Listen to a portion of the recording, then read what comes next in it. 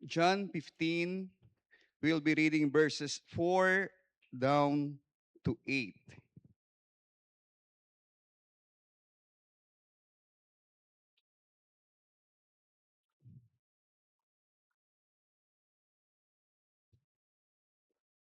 Okay.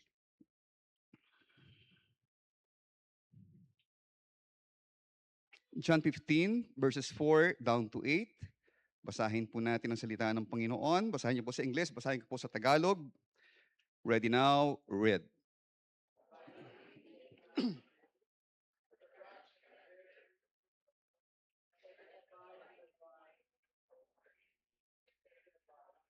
Kayo'y manatili sa akin at ako'y sa inyo. Gaya ng sanga na di makapagbunga sa kanyang sarili maliban na nakakabit sa puno. Gayon din naman kayo, maliban na kayo'y manatili sa akin. Verse 5,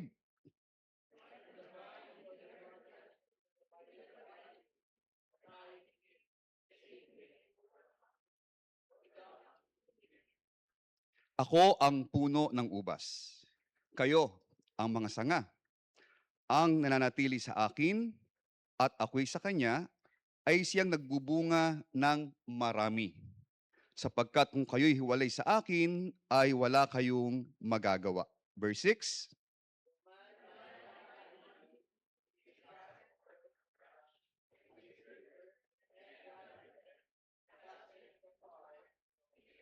kung ang sino man ay hindi manatili sa akin, ay siya'y matatapong katulad ng sanga at matutuyo, at mga titipunin at mga ihahagi sa apoy at mga susunog. Verse 7,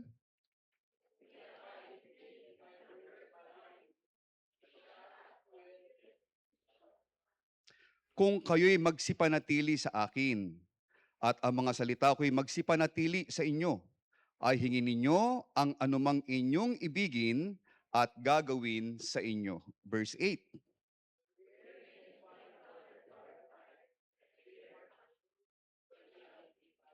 sa ganito'y lumuluwalhati ang aking Ama, na kayo'y magsipagbunga ng marami, at gayon kayo'y magiging aking mga alagad. Tayo manalangin, dakilang Diyos, maraming salamat po sa pagkabasa ng iyong salita.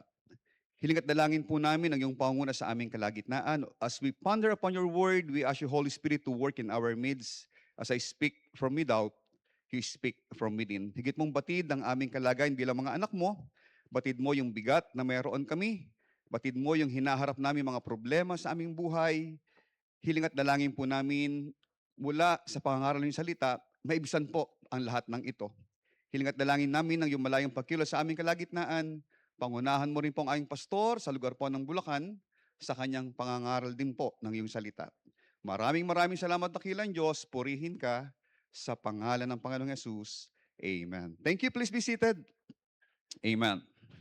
So binasa po natin ang John chapter 15 at ipinakita po sa atin ng Panginoon kung sino siya at sino tayo sa kanyang harapan. Ang sabi ng Diyos, siya ang puno ng ubas at tayo ang anong ating kalagayan? Siya ang puno ng ubas at tayo ay mga sanga. We are the branches. Okay. So ito po ay larawan ng isang puno na kung saan namumunga. Dahil ang sabi ng Diyos, you abide in me and my words abide in you. Or in verse 5, I am the vine, you are the branches. He that abideth in me and I in him, the same. Sino yung same? Yung nag-a-abide kay Christ. Bring it forth much fruit. Yung same ay magbubunga ng sagana. Magbubunga ng marami. Tanong, this is about fruit bearing. We will talk about fruit bearing this afternoon. At dalangin ko po na mensaheng ito ay magbigay ng linaw sa ating isipan. Ano ba yung ating tunay na kalagayan sa harap ng Panginoon? Sino ba talaga tayo sa harapan ng Diyos? At ano ba yung ating estadong espiritual? Gaano ba natin kamahal truly ang salita ng Diyos, ang ating Panginoon, at ang kaluluwa? Tanong, number 1. Ninanais ba ng Panginoon na tayo magbunga sa gawain niya? Sagot, oo o hindi. Amen. Nais ng Diyos na tayo ay magbunga sa kanyang gawain. Tanong, sino po sa atin ang nagnanais magbunga sa gawain ng Panginoon? Say amen. Taas po ang kamay. Okay, thank you. Pangalawang tanong, sino po sa atin ang meron ng naging bunga sa gawain ng Panginoon? Say amen. Taas po ang kamay. May bunga ka na sa gawain ng Panginoon. May nadala ka na sa gawain ng Diyos. Praise God for that. Next question is bearing fruits a requirements that we need to follow or it's a choice that we need to choose to? Ang pagbubunga ba sa gawain ng Diyos, ito ba ay requirement? Ito ba ay naisin ng Panginoon na dapat sundin o ito ay isang pagpipili na dapat mong piliin kung susundin mo o hindi? Kung ito po ay requirement, ibig sabihin, lahat po tayo. God require every one of us to bear fruits. Kung ito po ay naisin, nire-require ng ating Panginoon, ibig sabihin, tayong lahat, inaasahan ng Diyos na magbubunga sa gawain niya. Matanda, bata, lalaki, babae, mayaman, mahirap, maganda, pangit. Lahat. Kung ito ay pagpili, if I want to bear fruits, it's up to me. It's not upon God. So nasaan po sa dalawang ating pagpipilian ang pagbubunga sa gawain ng Diyos?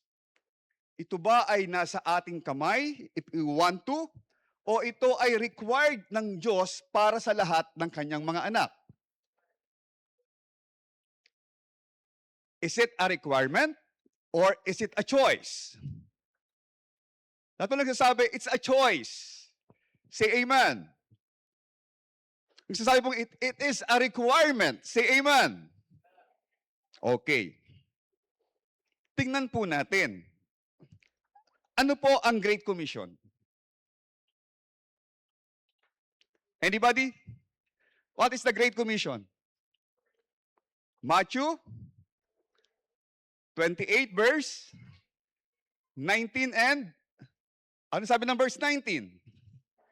Go ye, therefore, and yan po, and teach all nations, baptizing them in the name of the Father, and of the Son, and of the Holy Ghost. 20, teaching them to observe all things whatsoever I have commanded you, and lo, I am with you, a promise from God, even unto the end of the world.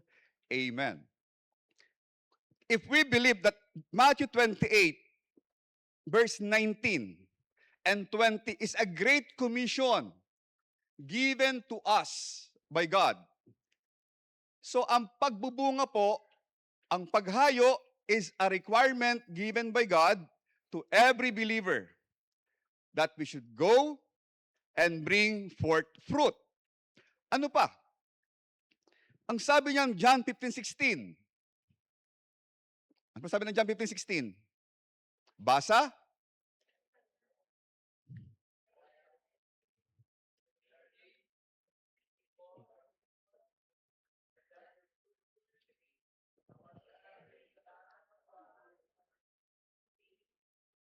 Okay. Tayo ba ang pipili? You have not chosen me, sabi ni God. But I have chosen you. Sino pa ang pumili? Jackie, sino ang pumili? Ba si Jackie? Tama na ako, siya na si Jackie. Kasi kahapon si Jackie Christine. Si Tintin kahapon. Yan, si Jackie. Jackie, sino ang pumili? Si God o tayo? Ano po? Ano sabi? Ang Diyos daw. Hindi daw. Ang Diyos. Yan. Si God, sabi ng God, ni God, oh. But I have chosen you. Sino yung you? Tayo. Pinili ka ng Diyos. Pinili ako ng Diyos. Can you imagine that? It's a great privilege on our part na tayo piliin ng Panginoon. Nang sabihin niya, pinipili kita, Megan, humayo ka, mag-akay ka ng kaluluwa, magbunga ka. Pinipili kita, Rachel, humayo ka, magbunga ka. Pinipili kita, Marisa. Pinipili kita, Christine, Christopher, Wayne, Rosales, Johans. At yung kapatid mo, pangalan? Si Ryan. Di ba? Pinipili kita. It is God who choose us.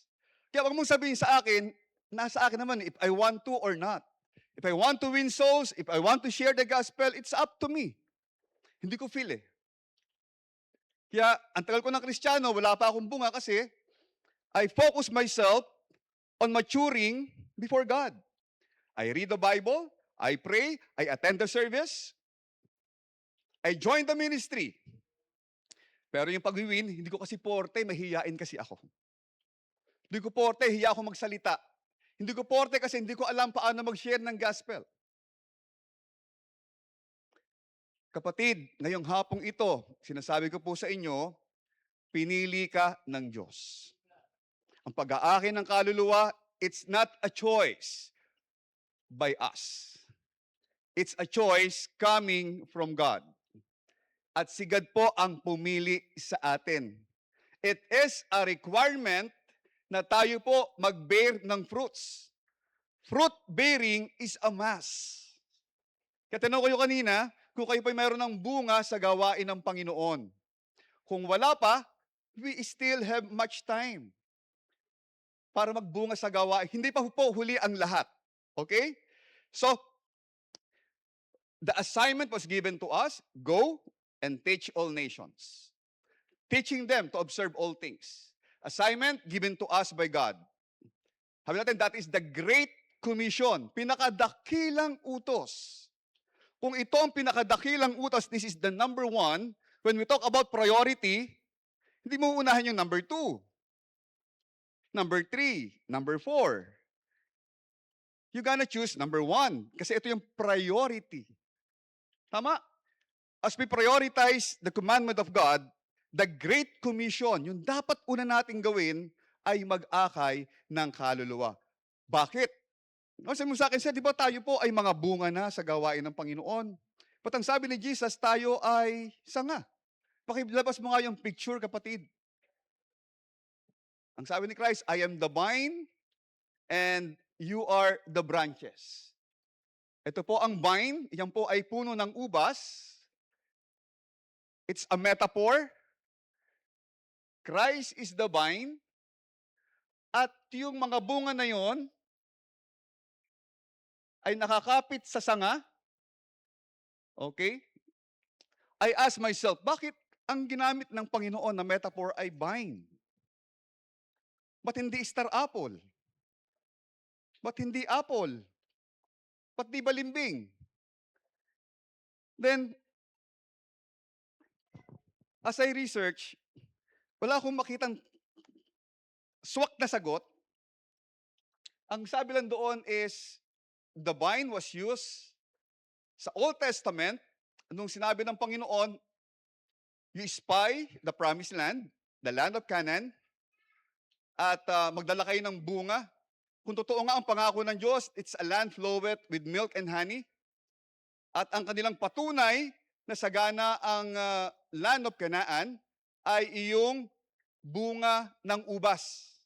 Na ang sabi ng Bible, nung kanilang pinitas, sa sobrang laki nito, ay kailangan nilang isampay sa stick at buhatin ng 2 tao. Tama? The cluster of grapes. Ginamit sa Old Testament, ginamit sa Promised Land, kung gaano kataba yung lupa, it can produce much fruit.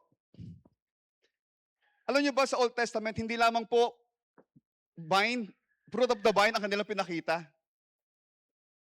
Meron din pong pomegranates at meron ding fruit of the fig tree. Pero ang na-highlight sa Bible ay ang fruit of the vine. Bakit? Kasi kakaiba yung laki niya. Okay? Na sa ating panahon sa ngayon, pag bumili ka ng grapes, kung dadampot ka, pakikilo mo nga yung isang tangkas, yung isang kumpol. But in the Old Testament, sa panahon po ng Promised Land, kailangan bitbitin ng dalawang tao yung cluster of grapes. So, vine is always in a form of cluster. Tama? So, meaning to say, ang sabi ng Panginoon sa verse 5, I am the vine, you are the branches. He that abideth in me, and I in him, the same bringeth forth much fruit. Maraming bunga, saganang bunga. Much fruit. At the best way para ipakita yung saganang bunga ay sa isang vine. Sa isang puno ng ubas. Na cluster po ang bunga nito. Marami. Dahil ang nais ng Diyos, magbunga tayo ng may karamihan. Okay. So tayo po ang pipili. So we have an assignment. Ang assignment natin, magbunga sa gawain ng Diyos. Assignment given to us by God. It's not a choice. So alisin mo sa isipan mo, di baling wala akong sa soul winning, basta ako matapat sa gawain, nagpipray, nagbabasa ng Bible, involved sa ministry,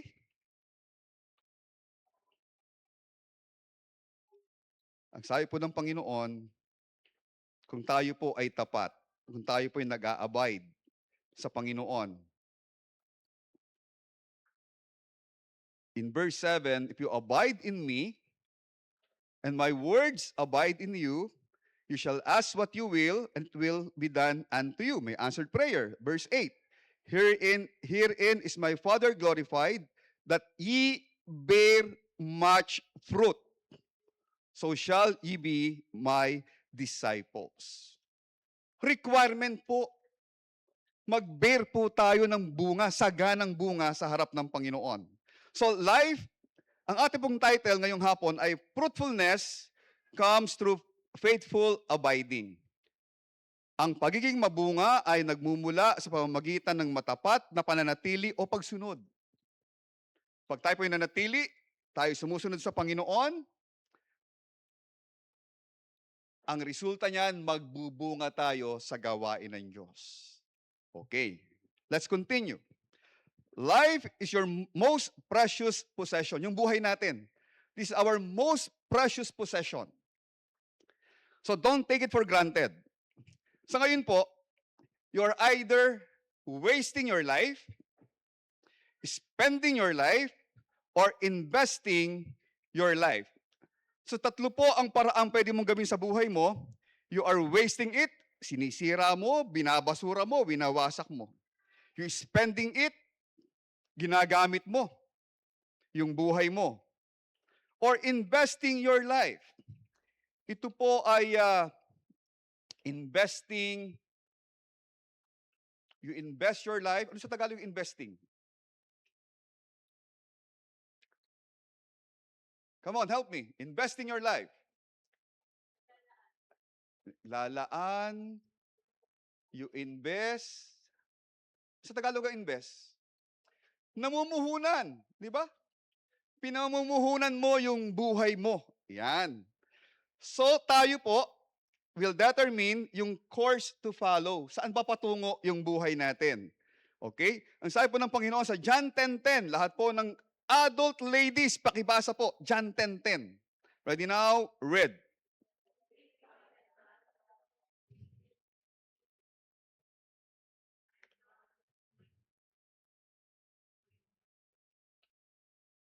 Hindi pumaparito ang magnanakaw, kundi upang magnakaw, pumatay, pumuksa. Tatlo po ang ginagawa ng magnanakaw. Magnakaw, pumatay, pumuksa. Ako'y naparito, si Jesus, upang sila magkaroon ng buhay, magkaroon ng kasaganaan nito. Okay. So the thief here is no other than Satan.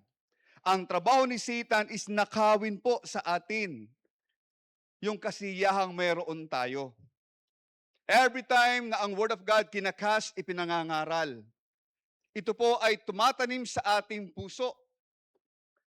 Ito po yung sinasabi na parable of the sowers, na mayroong matabang lupa, may matigas na lupa, may matinik na lupa. Ito po yon, okay? Pag pinangaral ang salita ng Panginoon, yung salita ng Diyos na tatanim sa puso natin. Nahamon ka. Wow, amen, praise God. Magbabago na ako. Ayusin ko ng buhay ko. Magiging prayerful na ako. Magtitiwala na ako. It increase our faith on God. Kasi the Word of God, the hearing of it, will increase our faith. And here comes the work of Satan. Ang trabaho ni Satan, nakawin yung salita ng Diyos sa puso natin. Pag hinayaan mo yung Word of God manatili sa puso mo, it will rooted and it will bear fruits.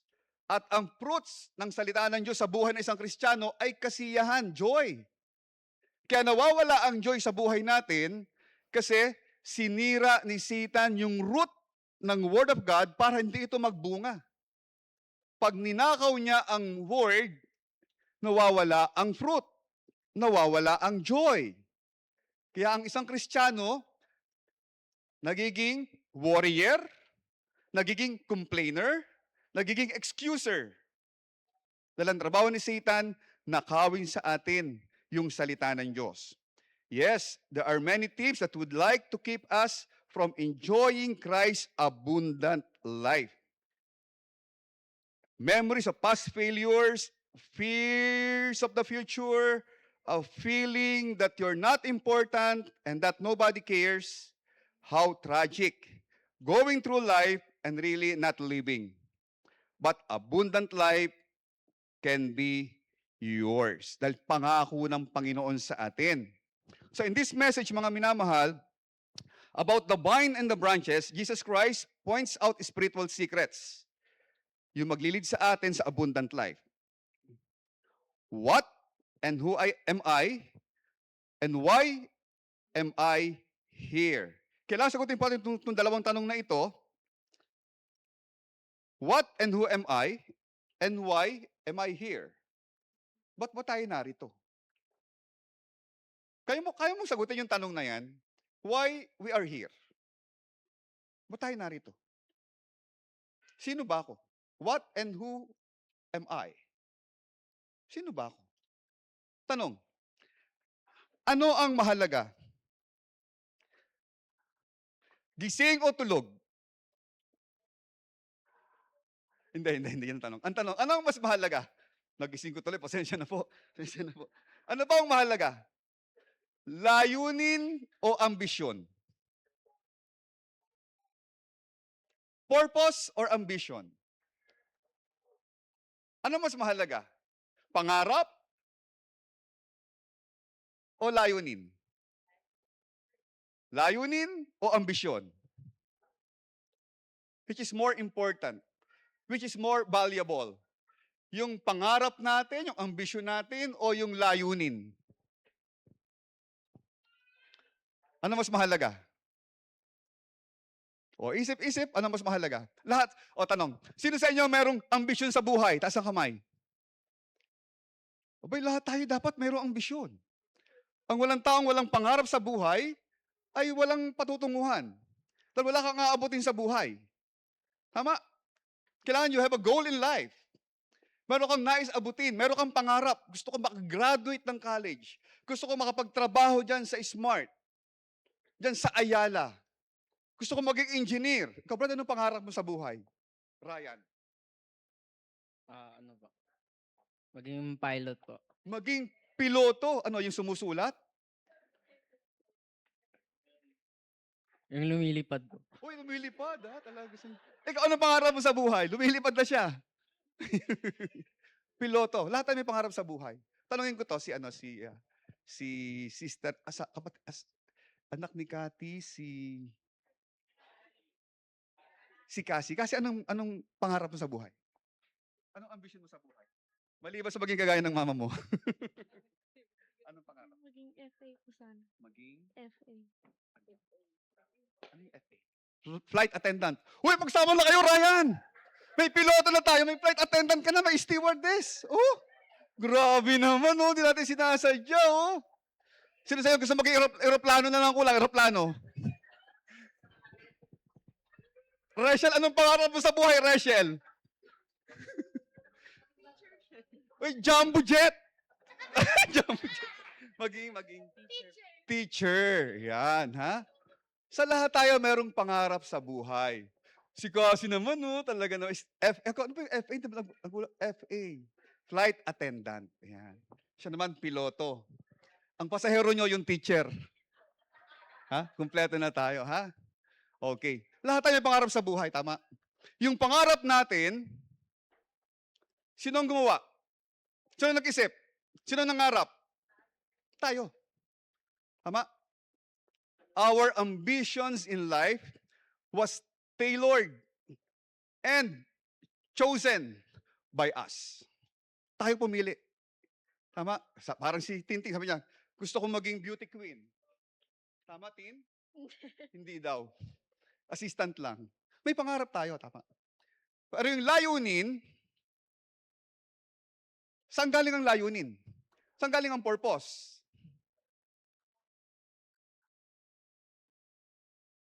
Ang layunin inilalagay sa atin nung lumikha sa atin.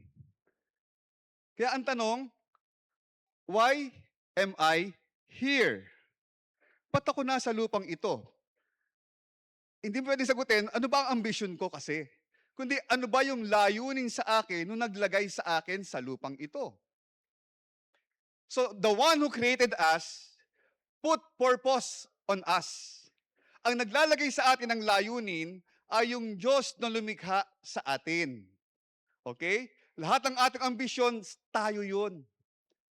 Tayo ang nagdesisyon noon. Tayo ang pumili noon. But the purpose, it's not our choice. The purpose was given to us by God. Yung layunin. Kaya para ma-feel mo yung tagumpay sa buhay, kailangan makita mo ano ba yung layunin ko sa buhay. Ba't ba ako naligtas? Ba't ba ako anak ng Diyos? Ano ba yung nais ipagawa sa akin ng Panginoon? Ang una niyang layunin sa'yo, mag-bear ka. Kung ligtas ka, magbunga ka sa gawain ng Panginoon. Okay? So we need to find out what am I and who am I and why am I here on earth? So mahalaga po ang layunin kaysa sa ating ambisyon. So Jesus tells us who we are and why we are here. We are branches and He is the vine. John 15 verse 1, I am the true vine and my Father is the husbandman. Ako ang tunay na puno ng ubas at ang aking ama ang magsasaka. So, what am I and who am I? I am a branch. And the answer to the question, why am I here? We are here to bear fruit. Kailangan mong magbunga sa gawain ng Diyos. Verse 2 ng John 15, every branch in me that beareth not fruit, He taketh away, and every branch that beareth fruit, He purgeth it, that it may bring forth more fruit.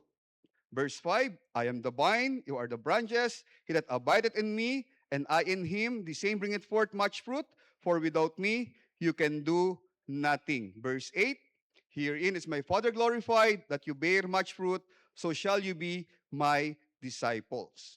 So once you accept this simple fact, you are on the way to making your life meaningful and useful. But marami sa atin ang naabot mo yung pangarap mo, you reach success, but you're not successful. You are full, but you're not fulfilled. Bakit?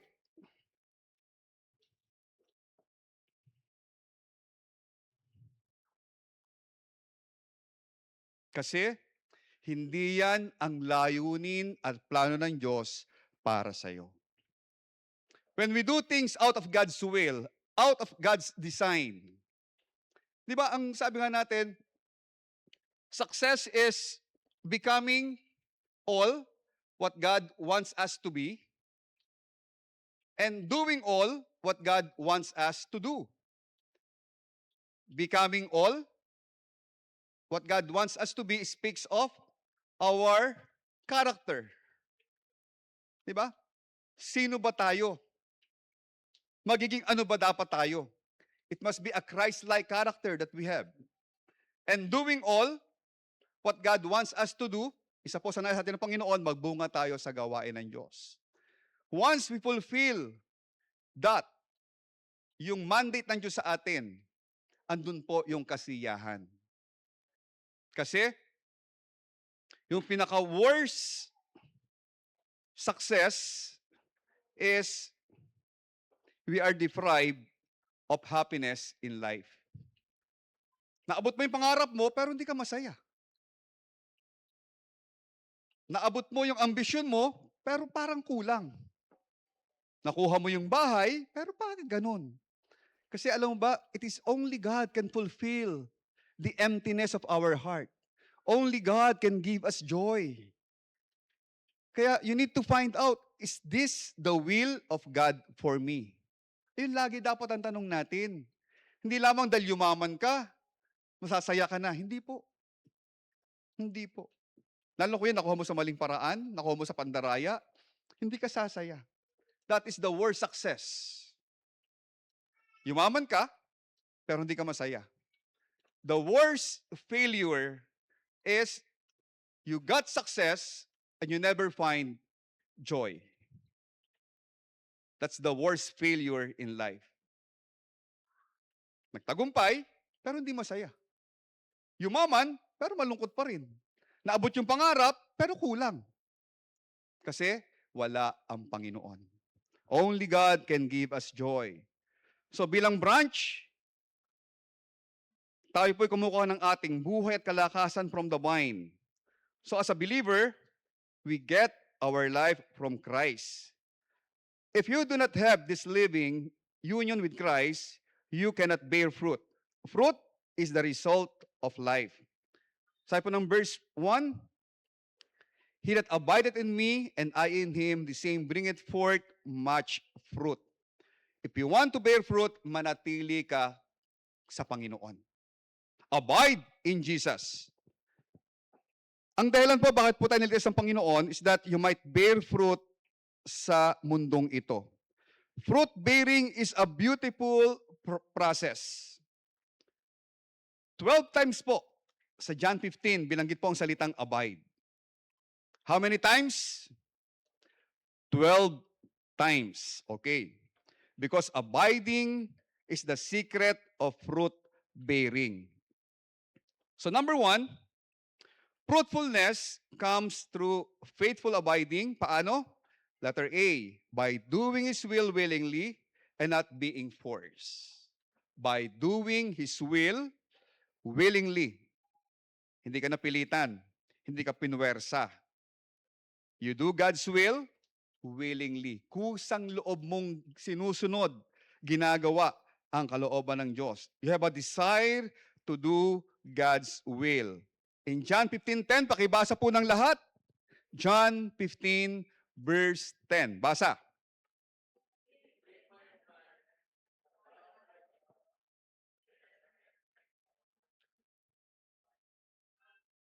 Ang tunay po na pag-abide kay Kristo ay hindi lamang tungkol sa pagpapanatili sa Kanya, kundi tungkol din sa pagsunod sa Kanyang kalooban. Okay? Hindi po gusto ng Diyos ang obedience na napipilitan lamang. Hindi niya nais na sumunod tayo dahil sa takot, sa pressure, or obligation. Ang nais niya ay isang pusong handang sumunod dahil mahal natin siya. Tanong, do you love the Lord? Do you love Christ? Will you follow Him? Tingnan niyo po si David sa Psalms 40 verse 8. Pakibasa po, Psalms 40 verse 8.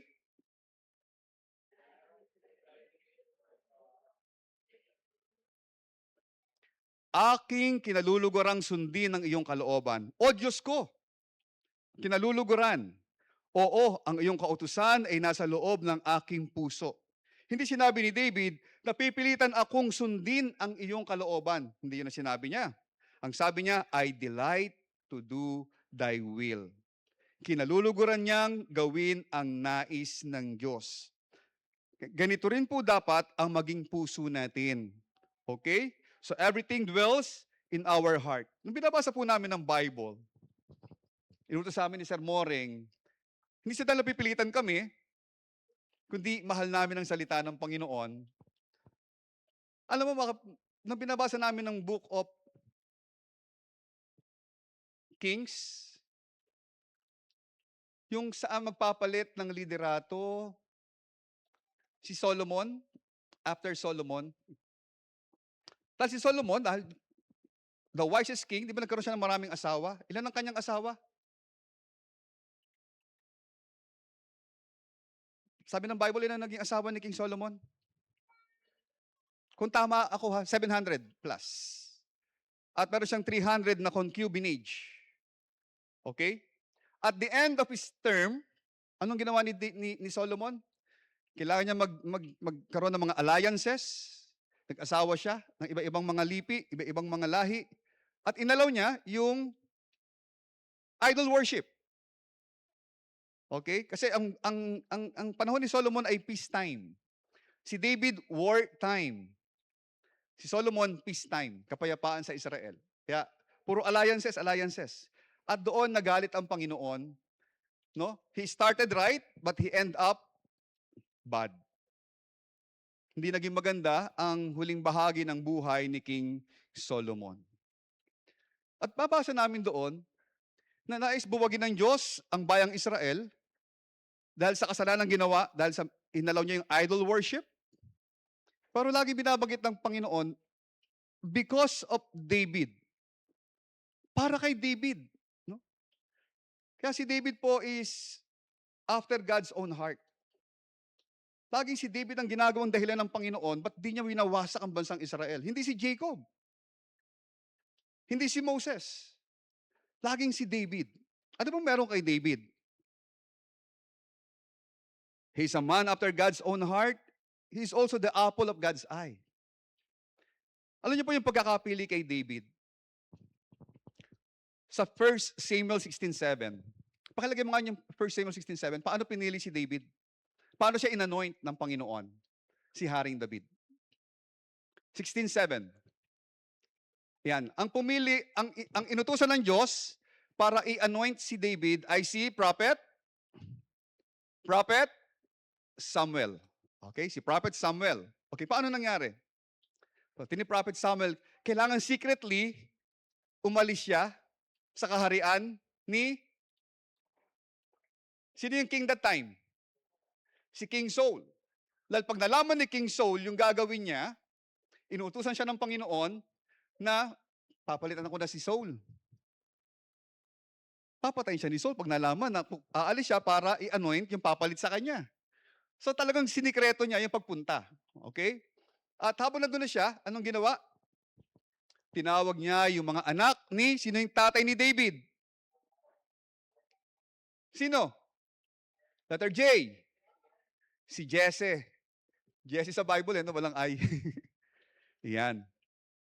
So pinapila yung anak. And then, dahil si Samuel inutusan ng Panginoon, it is God who tell him, is he the one?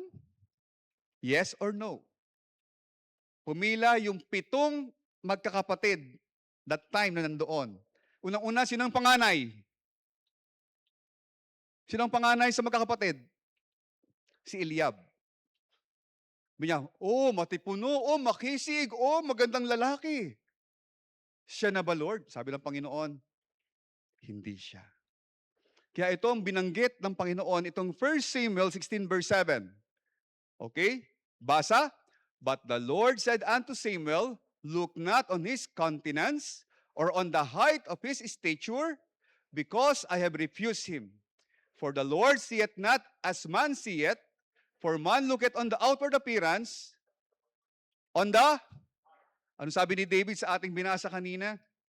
I delight to do thy will, O my God, yea, thy law is within my heart. Nung pinili ng Diyos si David, ang sabi niya kay Samuel, ang tao tumitingin sa panlabas na anyo, sa taasan ng stature, kung matangkad ba, kung magandang lalaki ba. Sabi ng Panginoon, ako, Samuel, I am looked on the heart. Reject, reject, reject, reject, reject, hanggang 7, reject. Sabi ni Samuel, Lord, na-reject na lahat. Wala na akong pagpipilian. And he asked Jesse, meron pa bang anak? Sabi ni Jesse, meron pa. Nandun, nagbabantay ng aking mga tupa. Tawagin mo. Hindi ako aalis kahit di siya dumarating dito. At pinatawag si David. Sabi ng Bible, ruddy look. Di ba? Pero mapula yung pisngi. Magandang lalaki din. Pero dahil siya ang bunso, siya ang pinaka maliit. Okay? At pagpila ni David, ang sabi ng Panginoon, it is him. Siya. Okay? Ito po yung the last shall be the first. 7 yung nauna, pangilan si David sa magkakapatid. Kung 7 yung nauna, pangilan si David sa magkakapatid. Ilan sila magkakapatid? Nung pinapila ang 7, lahat rejected, wala sa pila si David. Pero siya ang pinili. Wala sa pila, pero siya ang napili.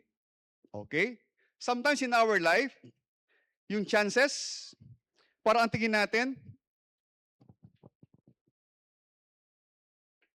hindi tayo kasi matalino, kaya di tayo napili, hindi tayo magaling, no? Ang tingin natin, wala na tayong pag-asa. Una, wala tayo sa pila. Hindi tayo pinagpilian. Rejected ka agad tayo. Panghawakan po natin ang salita ng Panginoon, kapatid. Puso po ang basihan, hindi ang anyo, hindi ang talino, hindi ang galing. Huwag kang mawalan ng pag-asa. Dahil Diyos ang pipili. Okay? Maring sabihin ng tao, sabi nila, pangit ka. Sabi nila, payat ka. Sabi nila, maitim ka. Sabi nila, pangu ka. Sabi nila, mataba ka. Sabi nila, bobo ka.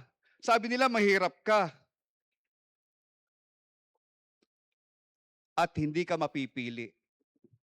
Because of those negative qualifications. Sa tao. Pero ang Diyos ang pipili. Ang dapat natin gawin, isaayos mo lang ang puso mo sa harap ng Diyos at si God ang magtataas sa atin. Amen? Huwag mong tingnan kung ano yung anyong meron ka. Huwag mong tingnan kung ano yung wala ka. Huwag mong tingnan kung ano yung meron ka. Ang tingnan mo, ano ang magagawa ng Diyos sa'yo. Huwag kang maging negatibo sa buhay. Hindi pa tapos si God sa atin. Kaya maraming Kristiyano sabi nila, paano makakapag-win ng kaluluwa? Hindi ko alam. Hindi ako marunong. Sino maniniwala sa akin? Mahirap lang ako. Hindi ako nakapag-aral. Hindi ako nakatapos. Who will listen to me? And sometimes, kinakapitalize natin yung ganyang excuses para di tayo magamit sa gawain ng Panginoon. Napakababa ng ating self-esteem, wala tayong confidence, at numiikot ang buhay natin, ang tingin natin, mahina ako, bobo ako, mahirap ako, pangit ako, hindi ko kaya, walang magtitiwala, walang magagawa. Doon mo na paiikot ang buhay mo. Pinaniwalaan mo yung self-defeated quotations, belief na meron ka. Tanggapin natin, sabihin natin, sige. Tanggapin natin yung self-defeated belief mo na mahina ka. You're a fool. Mangmang ka. Pagbamangmang, pagmamahina, hindi na pwedeng gamitin ng Diyos. Tell me. Pag mamangmang, pag weak, pag full, di na pwedeng pagtiwalaan ng Panginoon? Di na pwedeng magamit ng Diyos sa gawain? Wala na ba tayong pag-asa? Talo tayo dun sa mga matatalino, dun sa mga malalakas, dun sa mga magagaling, sa matitipuno. We don't have any chance. Tandaan niyo po, chances comes from God. Okay? Tanggapin natin. Yun ang tanggapin sa sarili mo. Tignan niyo po 1 Corinthians chapter 1 verse 26. 1 Corinthians 1:26. Tanggap natin yung premise mo. Hindi ka makapag-soul winning kasi mahina ka, wala kang alam, di mo kaya, di ka pwedeng magtagumpay, kasi ganito ka, ganito ka. Tingnan natin. 1 Corinthians 1:26. Basa. For you see,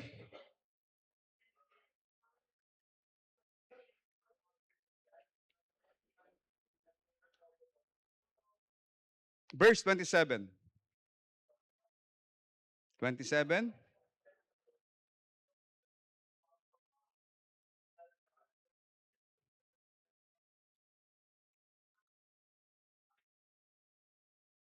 Hindi ang maraming marurunong ayon sa laman. Okay? Hindi ang maraming may kapangyarihan ayon sa laman. Hindi ang maraming mahal na tao ayon sa laman ang mga tinawag ng Diyos. Sino daw? Kundi pinili ng Diyos ang mga bagay na kamangmangan ng sanlibutan at pinili ng Diyos ang mga bagay na mahihina ng sanlibutan upang hiyain niya ang mga bagay na malalakas. 28. And base things of the world and things which are despised hath God chosen, yea, and things which are not, to bring to naught things that are. And verse 29, for what reason? That no flesh should glory in the presence of God. Tanggapin natin. Mahina ka. Walang alam. Fool. Despise. Weak. Ang sabi ng Diyos, pinili ka niya. Oh. Kaya wala tayong idadahilan sa Panginoon. For what reason? That no flesh should glory in His sight. Gagamitin ka pa rin ng Panginoon. Kaya sa harap ng Panginoon, in soul winning, puso po ang basihan ng Diyos. Sa puso, pantay-pantay po tayo.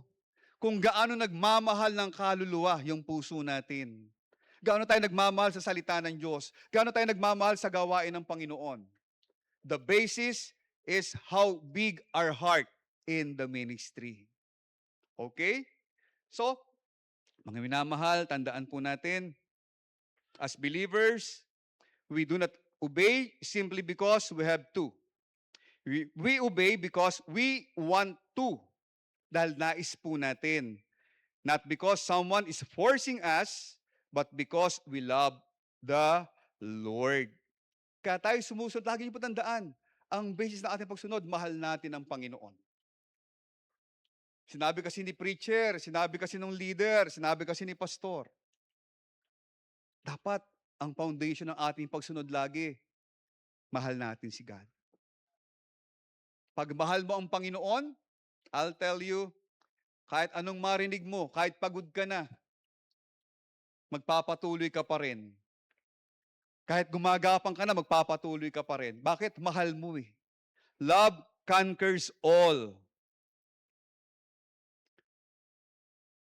When we truly abide in Christ, He gradually changes our hearts. Binabago ng Diyos yung puso natin. The things we used to dislike doing for God become our joy. Yung dati mong ayaw mong gawin, ayaw mong magbasa ng salita ng Diyos, ayaw mong manalangin. Yung you love reading the Word of God. You love praying. You love worshiping. Pwede ba mahalin mong maglingkod sa Diyos? Manambahan sa Panginoon? Do you love worshiping God? Kailan po ang pananambahan? Tuwing anong araw? Can we not give Sunday for God?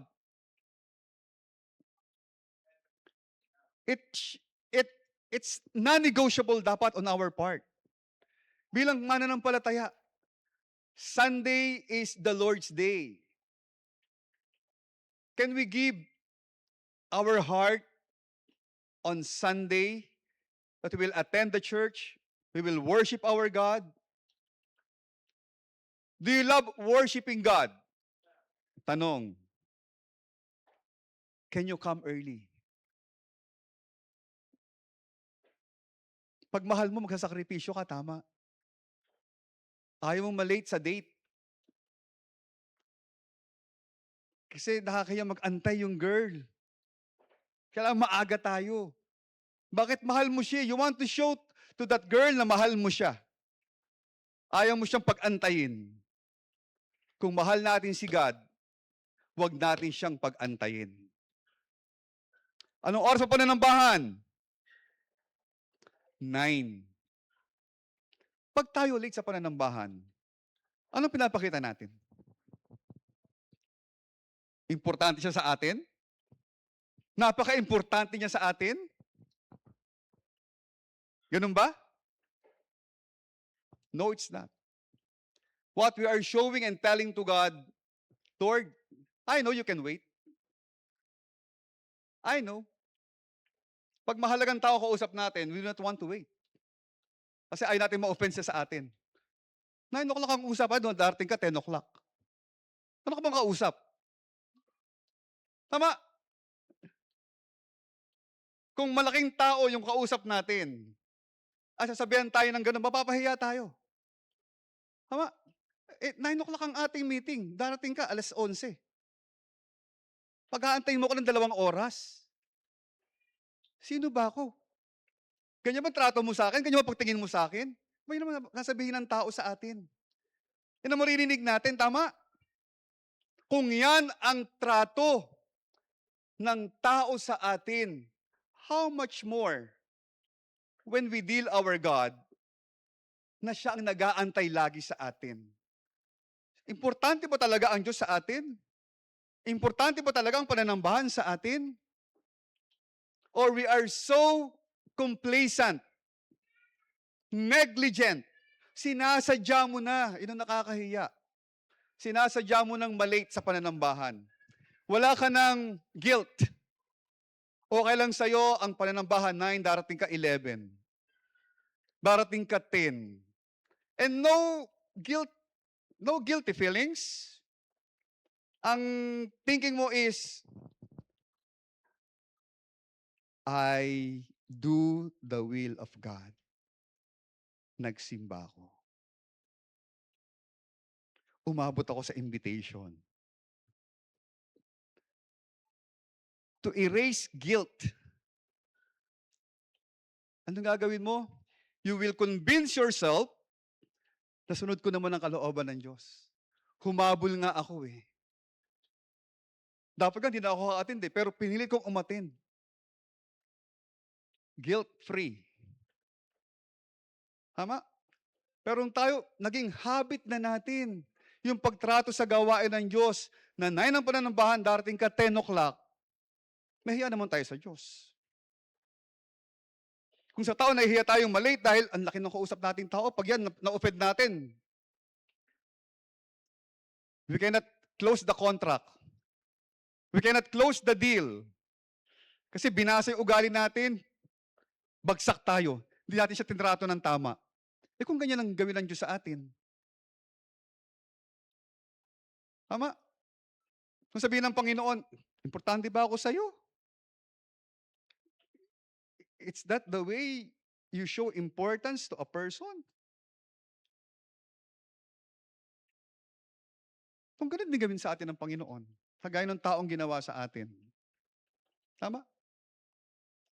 Puso, mga minamahal. Puso. Dapat masaya po tayo naglilingkod sa Panginoon. I've been in the church. 1985, I got saved. Ilang taon na akong Kristiyano?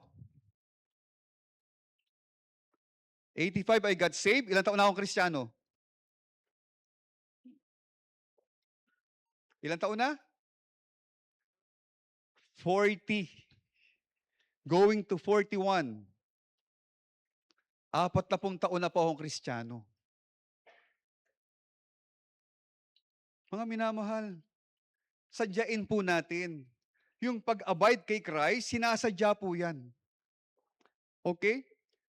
Do His will willingly. May willingness dapat. We trained ourselves na tratuhin ng tama ang gawain ng Panginoon. Dapat mag-unahan nga tayo eh. Tama?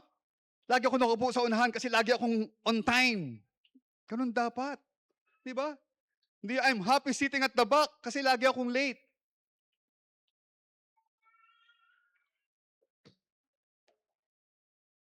God's will for our lives is that we glorify Him. Maaaring natin naiintindihan yung mga plano ng Diyos sa atin. Sometimes it is different from what we want. Sometimes He will take us in a direction we do not expect. His plan will be worked out in different ways with different people, and we must be willing for God to have His way. May plano ka. May ambisyon ka. Paano? Pag yung plano mo hindi na binigay ng Diyos sa'yo? Hurting. Nasira lahat.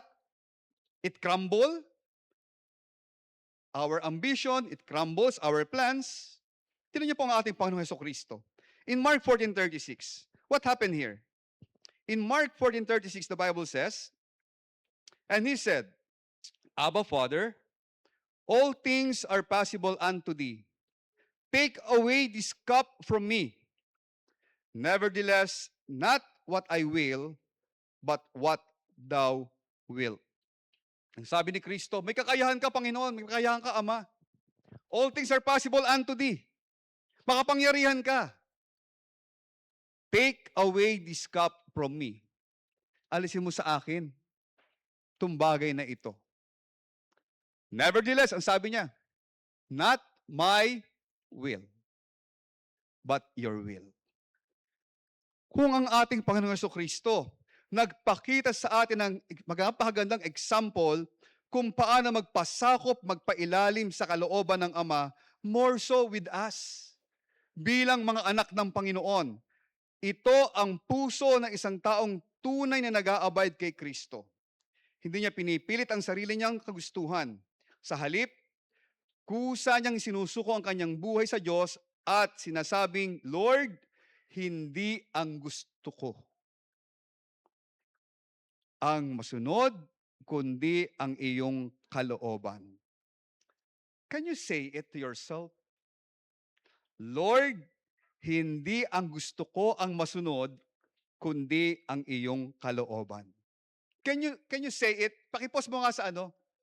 I want everyone to recite this. And meaningly, from your heart, yung Lord, Lord, Lord. Lord, hindi ang gusto ko ang masunod, kundi ang iyong kalooban. Ready now? Recite.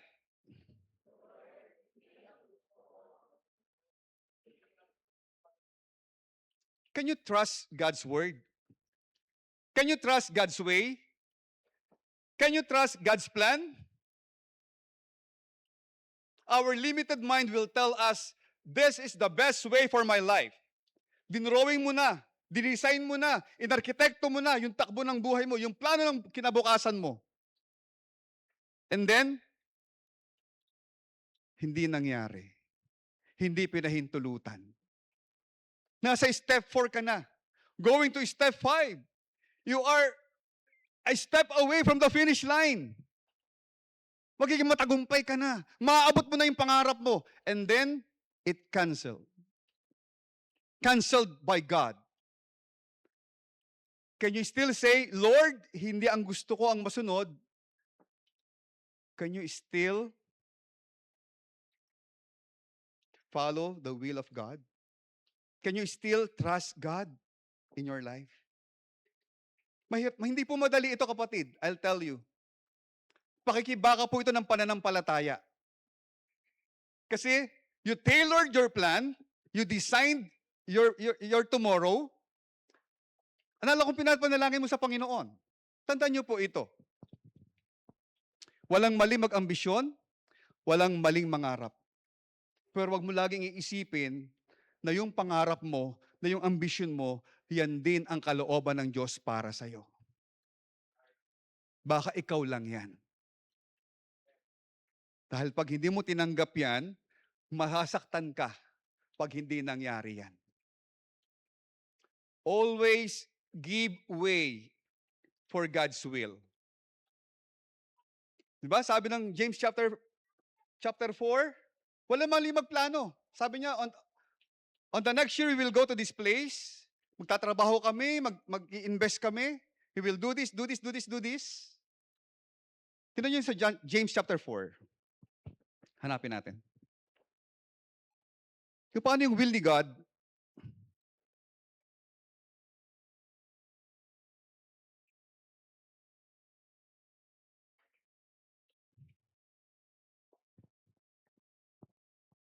verse 13. 13. Basa?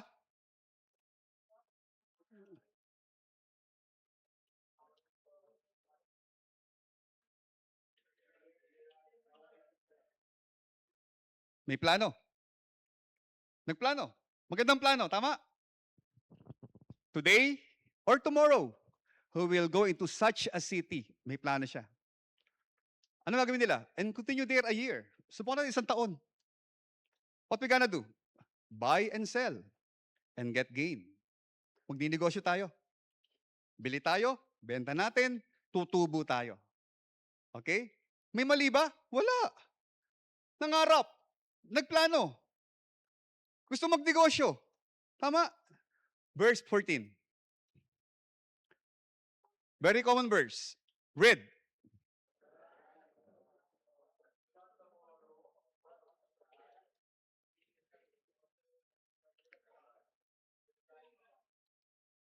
Maiksi ang buhay. Sabi ng Panginoon.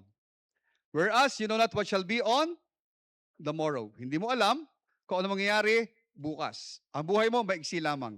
Verse 15.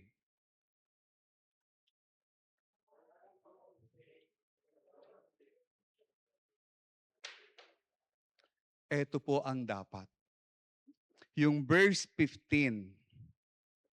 For that you ought to say, if the Lord will, kung nanaisin ng Diyos, we shall live and do this or that. Gagawin natin ito kung nais ng Diyos. Sa plano mo sa buhay mo, I would like to recommend to everyone, always consider God's plan. God's will. Huwag tayo lang. Kasi pag tayo lang, talagang sabi mo, eto na yung best for my life. Walang mali. Let's go to a such city. Mag-buy and sell tayo. Stay for a year. And we will gain. Walang mali. Tama. Pero ang sabi ng Panginoon, hindi mo alam kung anong mangyayari bukas. Dapat you consider, Lord, kalooban mo ba? Pumunta kami into such city. Lord, kalooban mo bang we will stay there for a year? Lord, kalooban mo bang kami mag-buy and sell? At kami kumita? Lord, kalooban mo ba? Always consider our God. Amen? Sa mga plano mo sa buhay, sa mga nais mong mangyari sa buhay mo, consider God. Huwag tayo lang. Kasi pag hindi nangyari, masasaktan tayo and then we will question God. Bakit, Lord? Ba't mo ako pinabayaan? Ba't di mo pinahintulutan? Ba't di ako natanggap?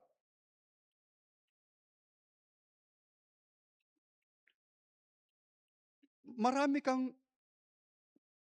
prayer na hindi sinagot ng Diyos. Nag-apply ka. Lord, kailangan ko ng trabaho. Lord, please help me. Matanggap ako. Makapasa ako. Nag-apply ka. Hindi ka natanggap. The Lord did not answer your prayer. Anong answer ni God? No. Masakit?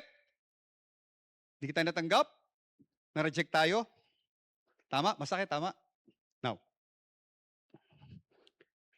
It's God, no, a rejection bilang anak ng Diyos. Ilan ang sagot ng Panginoon sa ating prayer? 3. Ano yung una? Yes. Ano yung pangalawa? No. Ano yung pangatlo? You wait. Okay? Hindi mo ba alam? Pag you ask God's will, Lord, kung kalooban mo, matanggap ako. If not, dear God, okay lang. Hindi ako mapili. Nilalagay mo yung bukas mo sa kamay ng Diyos. Basta, Lord, I will give my best. Gagalingan ko, mag-a-apply ako, mag-pray ako, sasagutin yung question as best as I can. Gagaling ako sa interview. Okay? Hindi ka natanggap. Sabi, no. Yung bang no is a rejection? Why not consider no as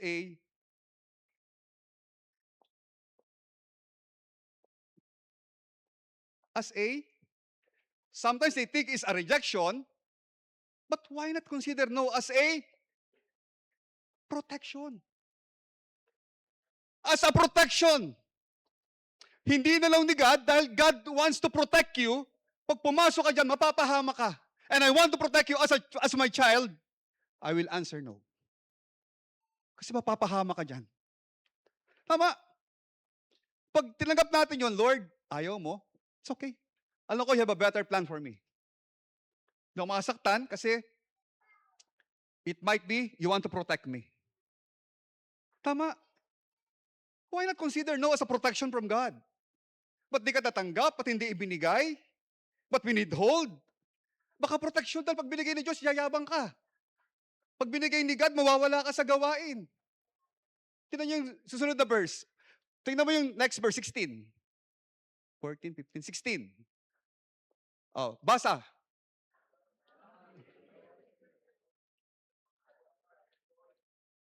Di ba pag nakuha natin, gusto natin, on our own, yumayabang tayo. Lumiliit ang tingin mo sa iba. Kasi sila hindi achiever. Kasi sila hindi successful. Ikaw lahat ng prayer mo, answered. Di ba? Nag-pray ka, Lord, sana po, paraw kami ng damit ng ate ko. Ting! Paraw nga, oh! Answered prayer!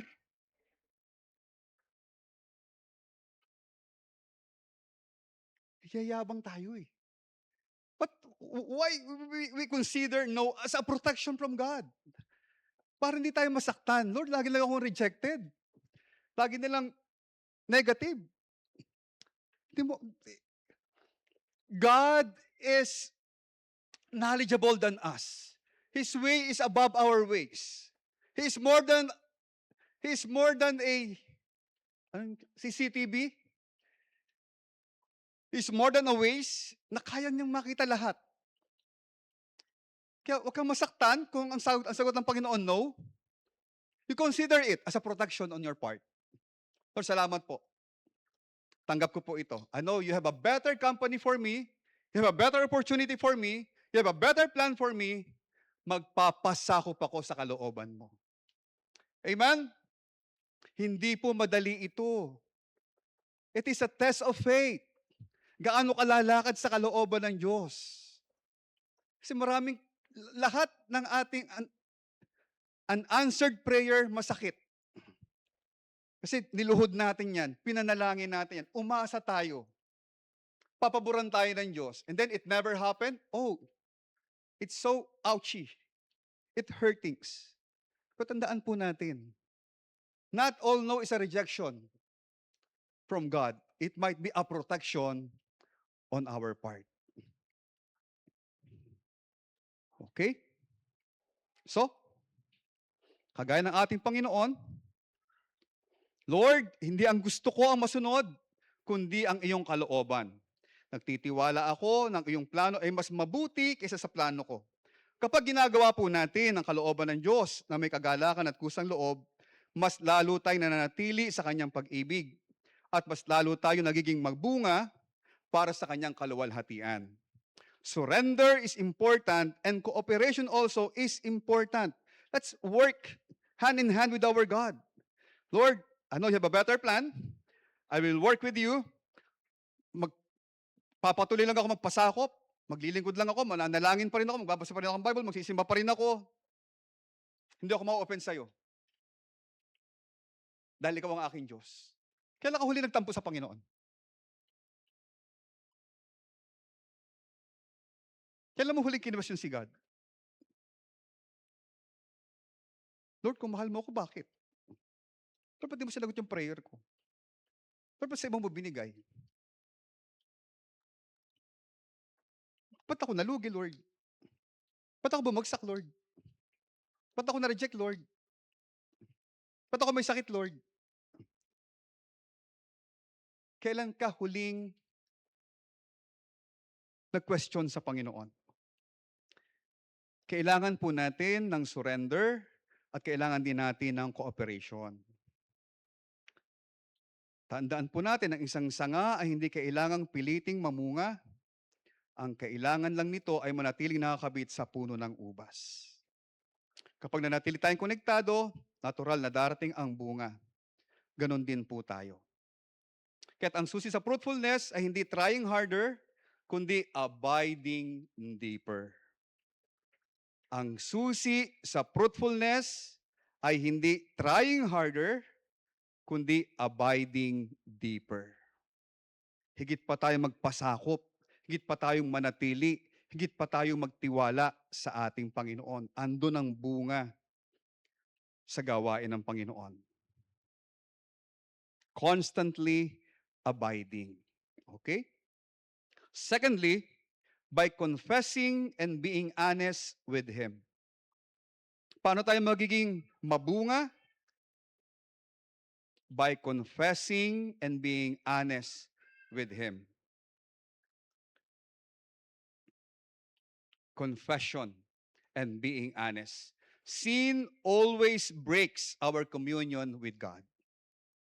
Ang sumisira po lagi ng ating malalim na talamitan sa Panginoon, pagkipag-ugnayan sa Panginoon, ay kasalanan.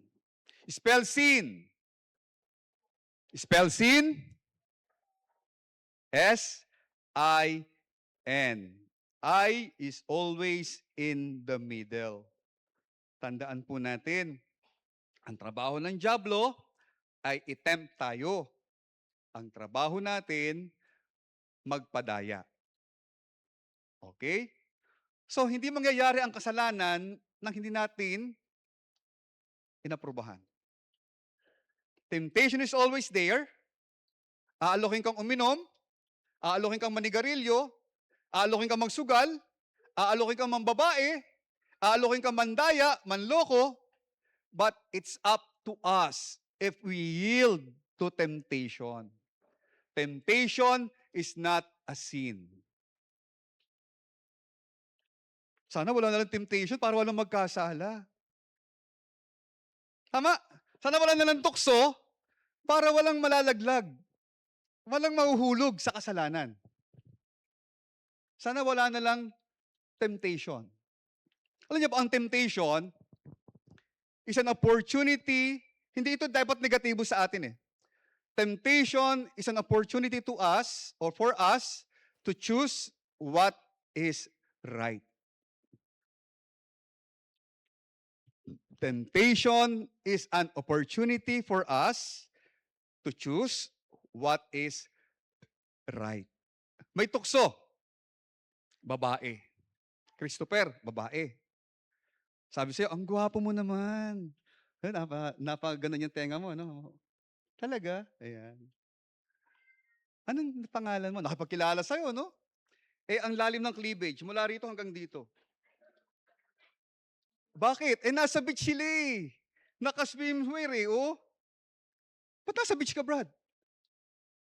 Hindi mo alam. Eh, di natitempt ka ngayon, oh, di ba? Lumalapit ang sabi nila?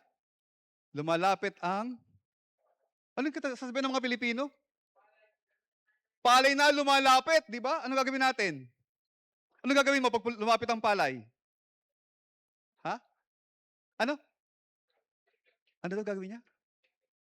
Tutukain? Ba't di mo itanim? Itanim mo, palay yun eh. Di ba? Yung palay, tinatanim. Tama. Oh, ayun ang temptation. Okay? You have a choice. Palay ang lumalapit. Tutukain mo ba o itatanim mo? Tama? Sabi nila, sir, mas madali pong tukain kaysa itanim.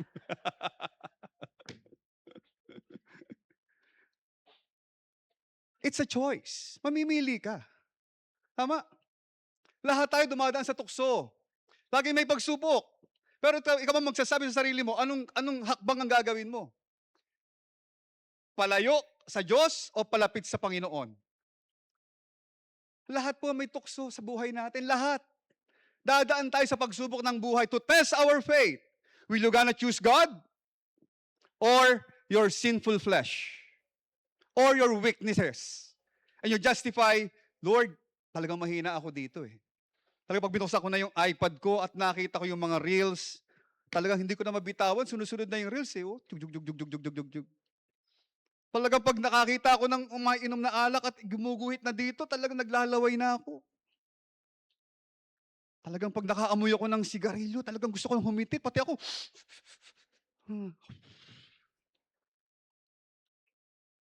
And we make excuses. Sin always breaks our communion with God. Yan po ang sumisira ng ating paglapit, ng ating malalim na pakikipagtalamitam sa ating Panginoon. In 1 John 1:6, the Bible says, basa po tayo. Ready now? 1 John 1:6. Ready? Read.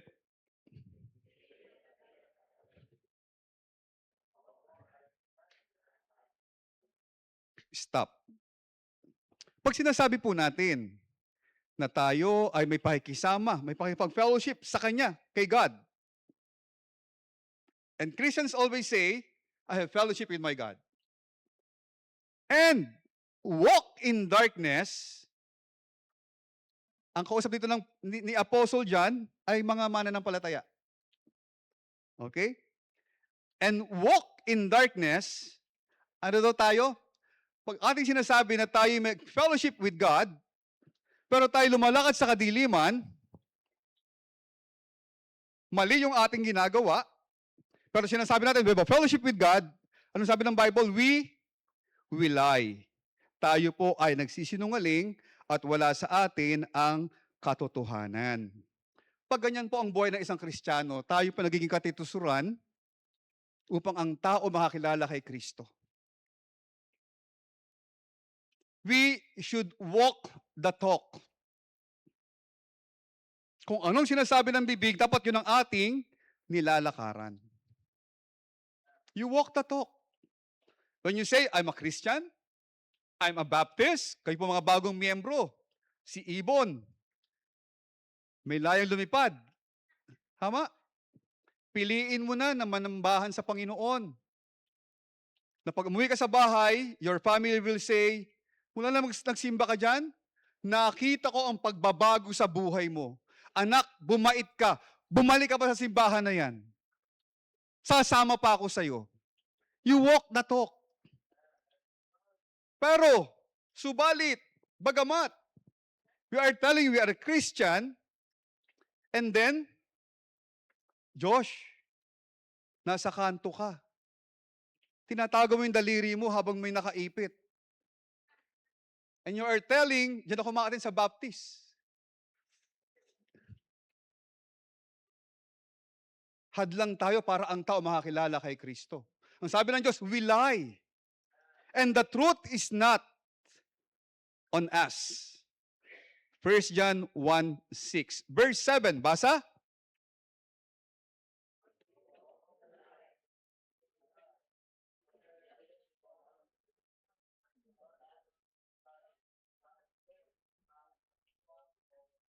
Yan, kung tayo lumalakad sa liwanag. Ibig sabihin, the power of God shines on us. Diba? Kasi ang Kristiyano po, we are on a limelight. No? Lagi tayong iniilawan. So kung Kristiyano ka, lagi kang iniilawan. Kasi we are on the light. Because Christ, God is the light. So dapat lagi tayo nagliliwanag. Okay? At pag tayo po ay nagliliwanag, nakikita tayo ng mga tao. Anong sabi ng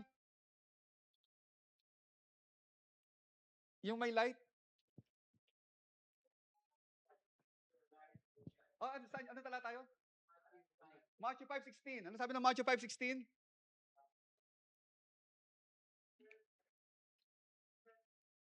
Ba, ay, basa.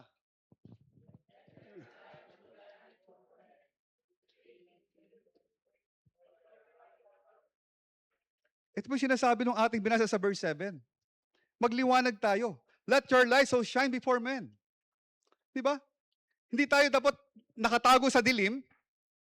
Hindi tayo nagtatago sa dilim, kayong mga kabataan, di ba? Pag kayo naglalaro ng inyong mga cellphone, di ba? Ba't kayo nakatago sa dilim? Bakit? Ha? Ano pinapanood nyo? Bakit nakatago kayo sa dilim? Ba't kayo nagtatago?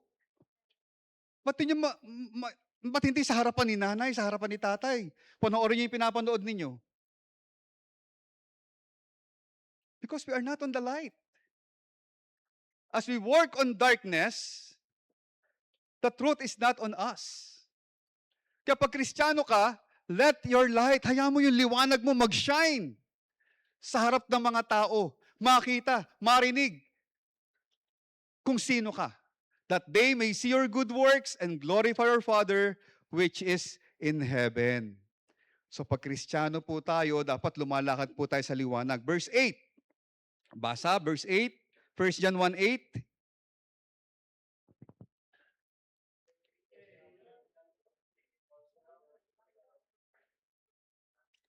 Pag ating sinasamala tayong kasalanan, wala sa atin na katotohanan.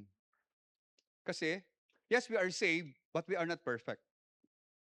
Tama? Oo, tayo ligtas, pero hindi tayo perfecto. Habang tayo nasa lupa, magkakamali, magkakasala, mayroon tayong mga saktan. Ano sabi ng verse 9 pag ating nagawa yan? Verse 9. Basa?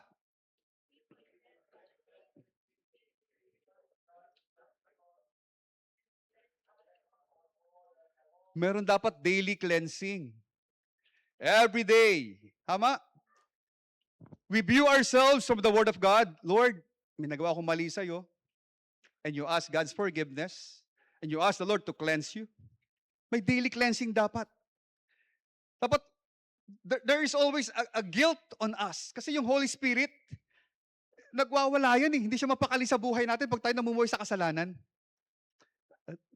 Our body is the temple of the Holy Ghost. Tama? Sinabi ng 1 Corinthians chapter 6, di ba? Tayo ang templo ng banal na Espiritu. We are not of your own. You are bought with a price. Binili na tayo eh. Dahil tayo binili, hindi tayo nagmamayari sa ating sarili. Sino nagmamayari? Yung bumili. Sino bumili? Sino bumili sa atin? Who bought us with a price? It's the Lord Jesus. Siya yung nagbayad sa ating kasalanan sa krus ng Kalbaryo, tama? Binayaran niya yung lahat ng ating kasalanan. Ganun tayo minahal ng Panginoon. And because of that, hindi na tayo sa ating sarili. We should control ourselves.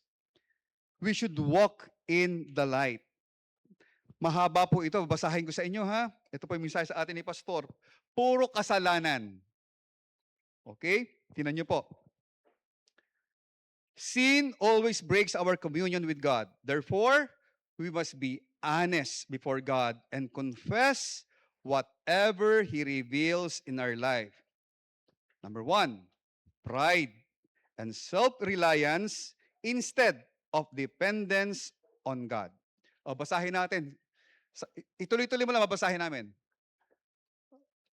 Ready? Ando na po tayo sa pride. Pride.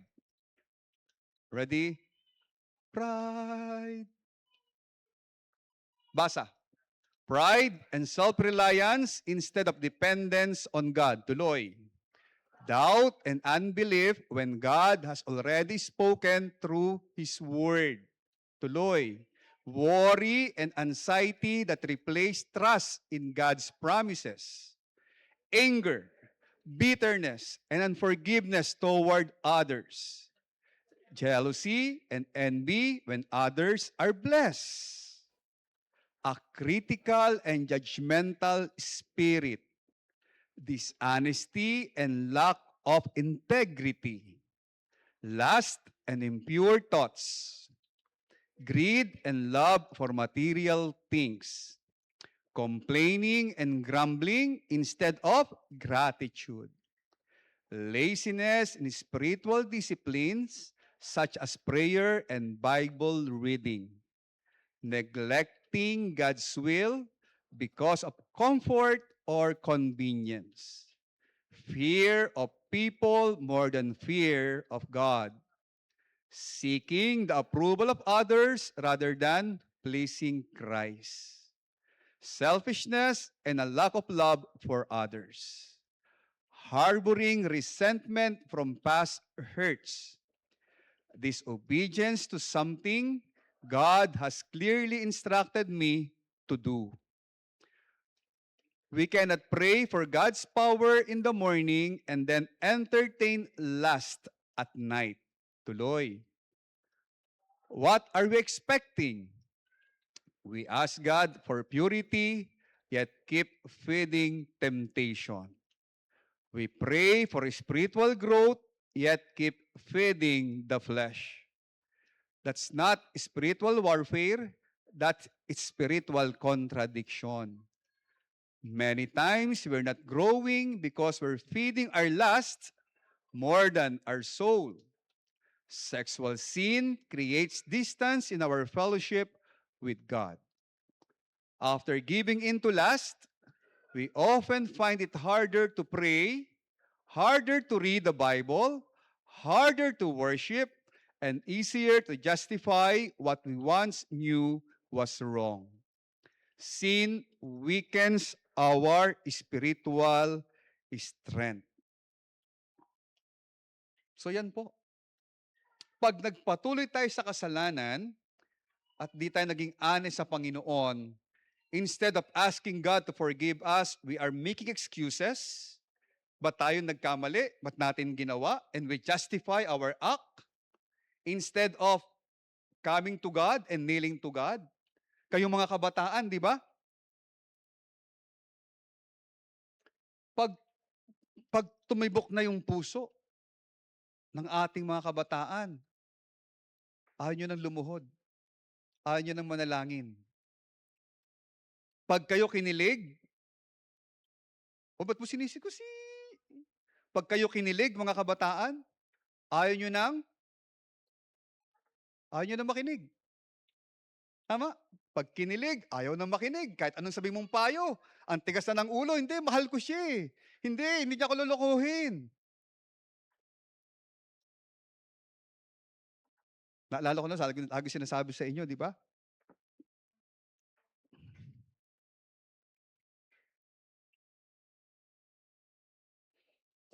Lagi natin gina-justify yung ating mga action. And we are telling, hindi naman po, hindi po mangyayari sa akin yan, maingat naman po ako. Kabataan, kayo po ang target ng kalaban.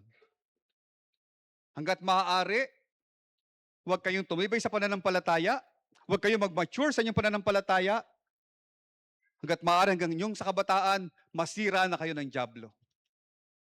Mawasak na ng dyablo ang kinabukasan ninyo. Huwag niyong hayaan na pag kayo kinilig, ayaw niyo na makinig. Always listen to the Word of God. Always listen to the preaching, to the counsel of our pastor. Huwag niyo sabihin, ligaw lang, kasal agad. Laging ganun sinasabi ng kabataan, di ba, Megan? No? Ligaw lang, asawa agad. Crush lang eh. O, sabihin ko uli sa inyo, o, Ibon, Princess, makinig kayong dalawa, ha? O.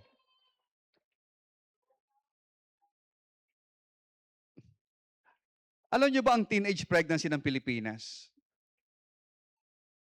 Sa ngayon po,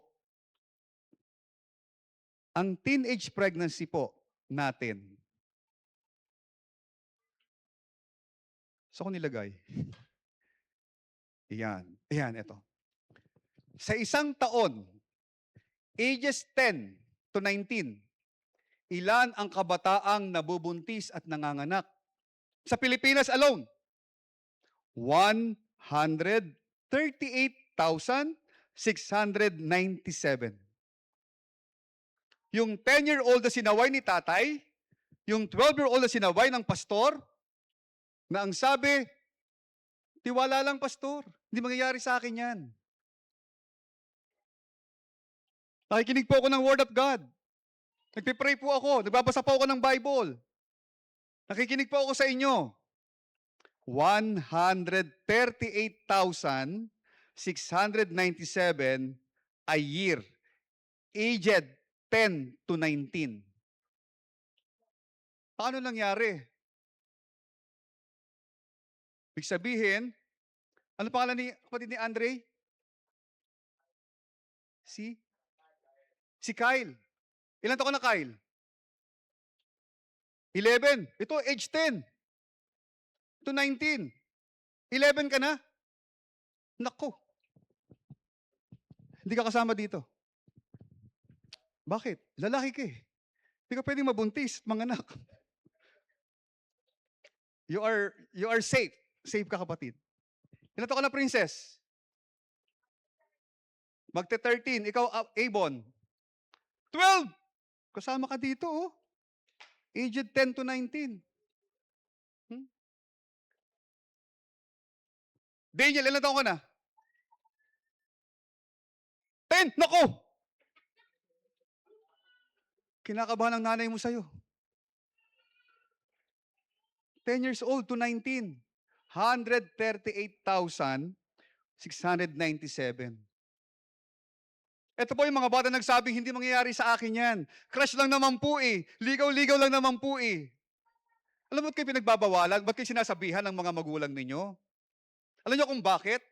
Kasi, at an early age, you are not capable of making wise decision. You cannot handle your emotions. Pag sabi sa iyo, pag hindi ka pumayag, iiwan kita. Hiwalay na tayo. Sa kanya na ako lilipat. What will happen? Hindi mo kaya yun. Bata ka pa eh. Tama? Si Megan nga, kinaya yun eh. Kayo hindi. Di ba, Megan? Hindi po. Di ba? Kaya kayo sinasabihan, at your age, hindi pa yung proper time para sa inyo makipagligawan, makipagrelasyon, kasi you are not capable. Hindi pa kaya. Disulong. Hindi pa. Si Joy pwede na yan. height lang ang ano niyan, nagmamatter, pero sa age pwede na yan. Si Leah, hindi pa. Si Abby, hindi pa, di ba? Ang pangalan yun? Katabi mo Kay? Sino? Ano?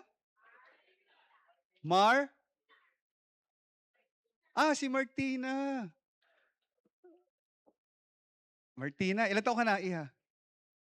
18? Naku, hanggang 19 to. Di ba? We need to be careful. Sisirain kayo ng kasalanan. Ilalayo kayo sa gawain ng Panginoon. Can you imagine, 138,000 sa Pilipinas lang ang teenage pregnancy? Parang it's hard to comprehend, but it's from PSA po ito. Statistics po ito ng Pilipinas. Ganun karami. Kaya makinig po kayo sa magulang nyo. Makinig po kayo sa pastor natin. Ha? Don't dwell on early relationship.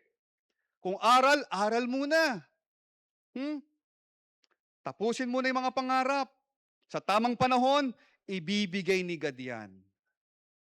Huwag mo isipin kasi pag hindi ngayon, wala na maaagaw siya sa akin ng iba.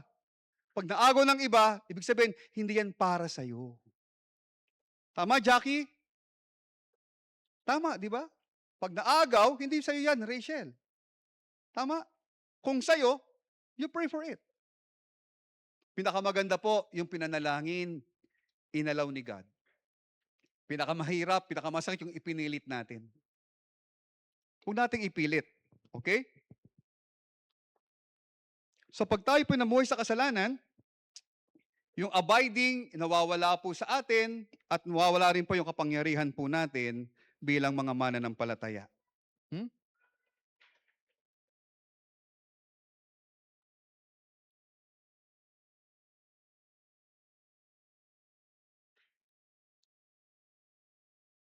So pag tayo po ay nagkasala, When we sin, we do not run away from God, we run to Him. Pag tayo po nagkasala, huwag kang lumayo sa Diyos, lumapit kang lubos sa Panginoon. Dahil walang magpapatawad sa kasalanan mo at walang magbabangon sa iyo kundi ang Panginoon. Pag tayo nahiya, nakakahiya kasi. Huwag kang mahiya. Kung nagawa mo nga yan, ang kakapalan ng muka, di kapalan mo rin mukha mong bumalik sa Panginoon. Di ba? Malagi sinasabi sa atin ni Pastor kung di ako nahiyang gumawa ng mali, ba't ako mahiyang gumawa ng tama? Kung itatama akong isang bagay, ba't ako mahihiya? Tama. Kung iaayos ang aking relasyon sa Panginoon, it is much better.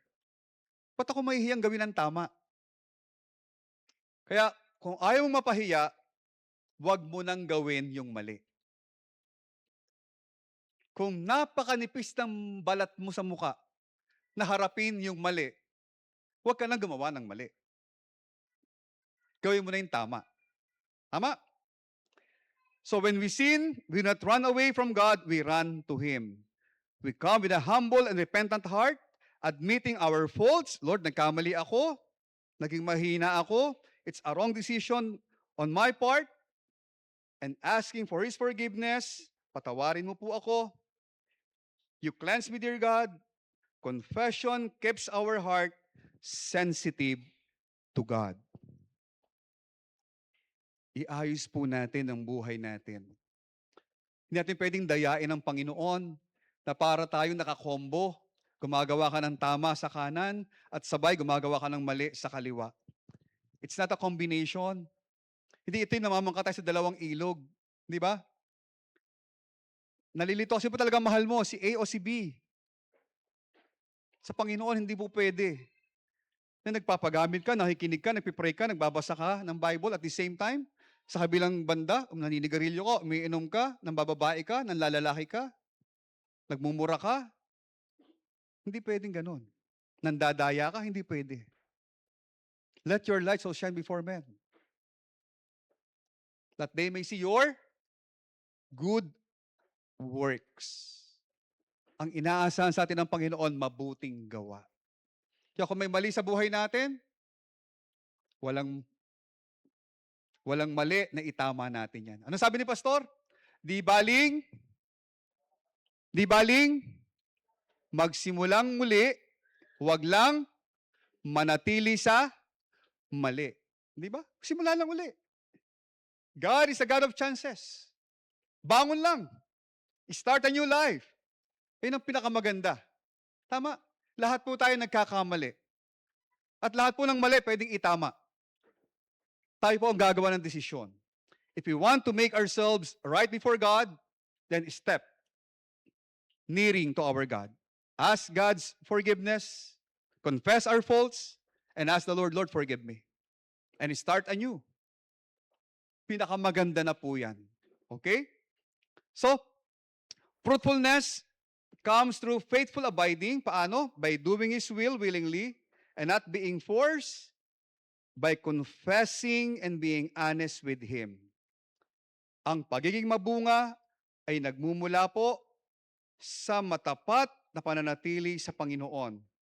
At pag nanatili sa Panginoon, para tayo maging kagamit-gamit, alisin natin lahat ng dumi ng buhay natin.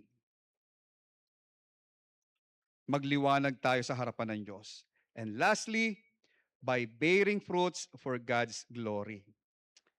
Ang fruitfulness ay nagmumula sa matapat na pananatili. Paano? Magbunga po tayo para sa kanyang kaluwalhatian. Mag-bear po tayo ng fruits. John 15 verse 5. I am the vine, you are the branches. He that abideth in me and I in him, the same bringeth forth much fruit, for without me you can do nothing. We are the branch. Christ is the vine. Pag inalis mo ang sarili mo sa Panginoon, wala po tayong magagawa. Magiging unproductive po yung buhay natin. Wala pong makikinabang sa atin. So for us to be valuable, we should always connect ourselves to God. Huwag mong ihiwalay. Yung prayer life mo, ayusin mo. Yung Bible reading mo, tapusin mo. Tama, yan po yung mga ingredients ng isang buhay na malapit sa Panginoon. Yung pananambahan, more so. Give Sunday for the Lord. How can we know when we are truly abiding in Christ? Ang pinaka-evident po dyan, the best evidence is, and the most obvious, yung bunga po natin, is our fruit. Verse 8, herein is my Father glorified that you bear much fruit, so that you be my disciples. So mga minamahal, I do believe you want to bear fruits for God. Para magbunga po tayo, kailangan manatili tayo sa Diyos. Kailangan maging maayos yung ating buhay sa Panginoon. Kailangan nagluluwalhati ang Panginoon sa buhay natin. Para pag tayo nag-soul winning, makakilos ang Panginoon and we can bear much fruit. So assignment po natin is the Great Commission given to every one of us. Lahat po tayo. The mandate was given to every one of us. Is it a requirement or a choice? It's a requirement. So inaasahan po ng Panginoon lahat tayo, mula kay Ma'am Ferry, mula kay Johan, paganon, hanggang paganon, hanggang paganon, hanggang kay Ringo. Sa dulon-dulo ni Ringo. Paganon ha? Ay, hindi, paganon pala. Ringo hanggang dito sa kabila. Kay Preacher Dante. Sweep natin yan lahat. Lahat po tayo required ni God na magbunga. No buts, no ifs. No excuses. Alam niyo ba pag tayo nagbunga, may pangako si God. Tingnan niyo. Ano yung pangako niya?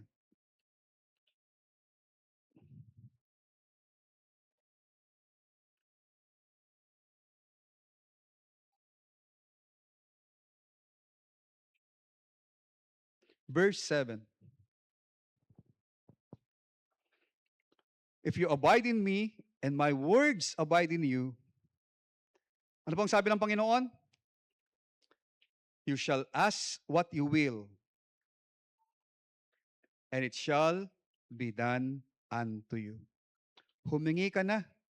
Pag nanatili ka kay God, at yung salita niya, nanatili sa'yo, ang sabi ng salita niya, magbunga ka at nagbubunga ka, ang sabi ng Panginoon, humingi ka.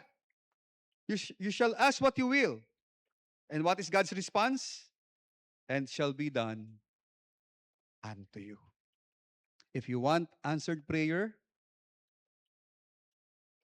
mag-akay ka ng kaluluwa. Manatili ka sa Panginoon. It's a requirement for every one of us. Huwag mong hayaan na matapos ang buhay mo sa mundong ito na wala kang naging bunga sa gawain ng Panginoon. Lahat po tayo ni-require ng Panginoon. Babae o lalaki, mataba o payat, maganda o kagandahan, lahat po tayo, bata o matanda. The requirement of God is bear fruit. Bear much fruit. How to do it? Abide in God. Tayo po'y tumayo at tayo po'y manalangin. Let us pray. Dakilang Diyos, kami po'y nagpupuri sa iyo. Salamat po sa pribilehyo binigay mo sa amin na kami po ay inutusan mo na mag-akay ng kaluluwa. And the secret ingredients for us to bear fruits is to abide in you. Salamat po sa pribilehyo binigay mo sa amin. Kami pinagkatiwalaan mo na ibahagi ang salita mo, ang ebanghelyo mo, upang maraming taong makakilala sa iyo. Dalangin ko po, huwag mabaliwala ang pagiging anak namin sa iyo. Huwag mabaliwala ang aming pagiging Kristiyano. Piliin po namin sundin ang dakilang utos mo that we should go, we should teach the nations, we share the gospel, we bring them to your ministry, and we will teach them all your commandments. Lord, piliin po namin, sadyain po namin mag-akay ng kaluluwa.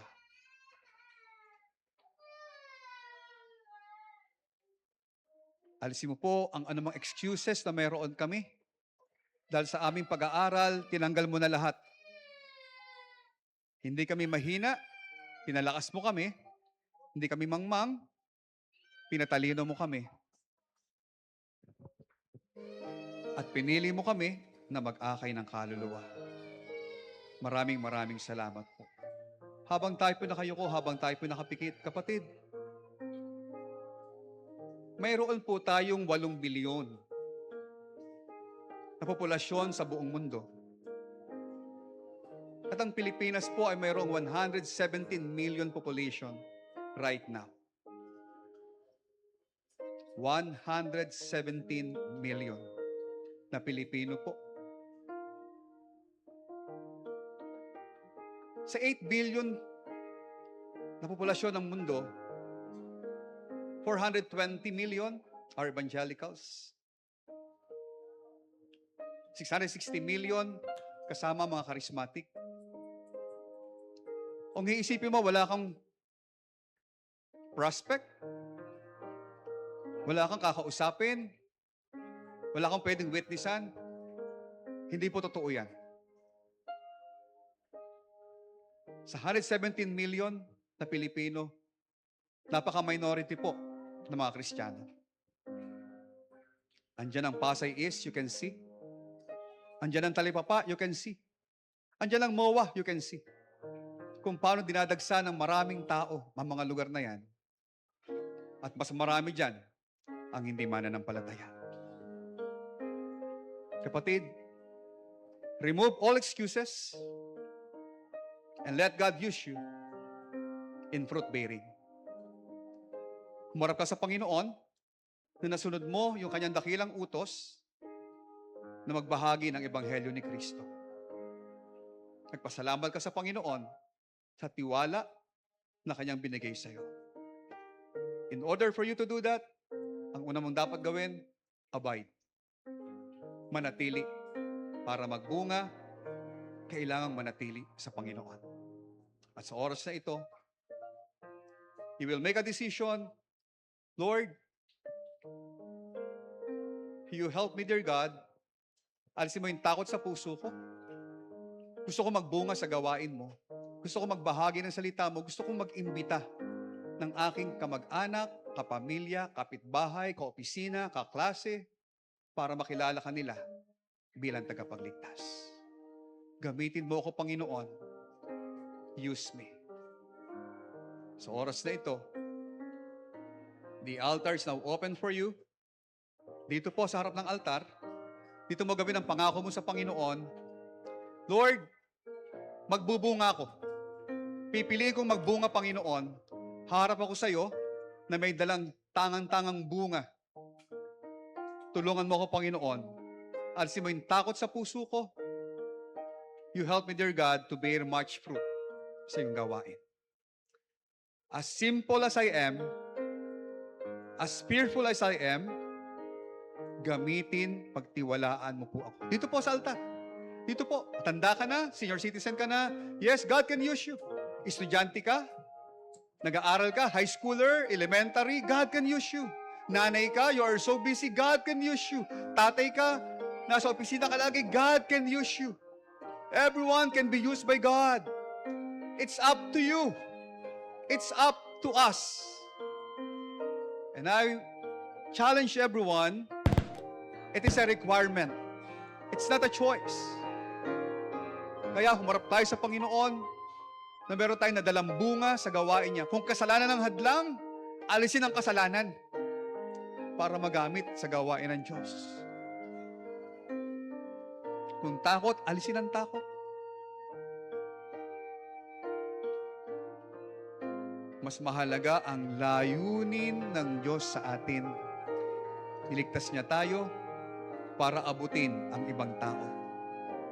Paano mo ilalapit ang tao kay Kristo kung ikaw mismo malayo sa Kanya? Ilapit mo ang sarili mo kay Kristo at pwede mong ilapit ang tao sa Kanya. Abide in Him. You pray. You pray. You look for your family and pray together. Kids, manalangin tayo, kids. Let's pray. Patakatalagod kayo lang sa akin. Pag ganun, dapat ang luhod.